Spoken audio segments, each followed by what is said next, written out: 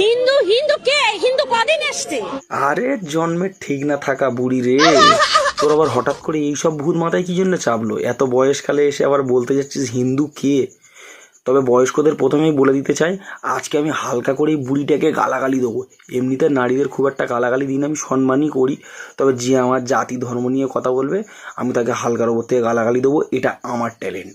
হ্যাঁ, হিন্দু হিন্দু কে হিন্দু কদিন এসছে?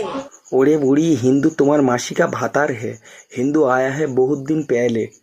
তুমি এও জানো না? এই দাঁড়াও দেখি, তোমার রক্তের দোষ আছে মনে হচ্ছে, হালকা একটু জুম করে দেখি। হিন্দু হিন্দু কে হিন্দু কদিন এসছে? দেখেছো তো, তোমার মাথায় কিন্তু স্ট্যাম্প রয়েছে হিন্দু, তার আবার বলছে তুমি হিন্দু কে। মানে গালাগালিটা তোমার কোন পর্যায়ে দেওয়া উচিত বলো দেখি। আমি সকলকে রিকোয়েস্ট করব, এই ভিডিওটা যাদের ফোনে যাচ্ছে তারা যেন বেশি বেশি করে শেয়ার করে, কেননা এই বুড়িটা যদি এই ভিডিওটা দেখে তবেই আমার মনের ঝাল মিটবে। হিন্দু কদিন এসছে?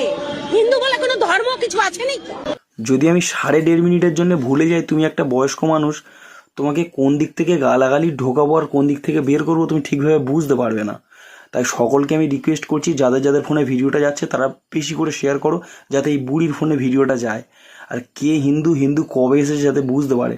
বলছে হাতে তো স্মার্টফোন আছে, একটু ভালো করে গুগল চেক করে দেখো না, এখনকার সময় এই জিনিসটাও বুঝতে পারছো না। মূর্খের মতো আবার জিজ্ঞেস করছো হিন্দু কে, হিন্দু কবে এসেছে। হিন্দু যদি কবে এসে থাকে মানে বুঝতে না পারছো, তাহলে কি সমুদ্রের নিচে দ্বারকাপুরীটা তোমার দাদুর পিসিমশাই ঠাকমা এসে বানিয়ে গেছিল? বুড়ি মানুষ আর বেশি গালাগালি দিলাম না, কেননা আমার তো মনে হচ্ছে মাথায় সিঁদুর পরে নামেই হিন্দু, কিন্তু ভেতর ভেতর অন্য কোনো চক্কর আছে। বাপ ঠাকুরদার কাছে একটু জিজ্ঞেস করে দেখো ঠাকমা, কেসটা কি।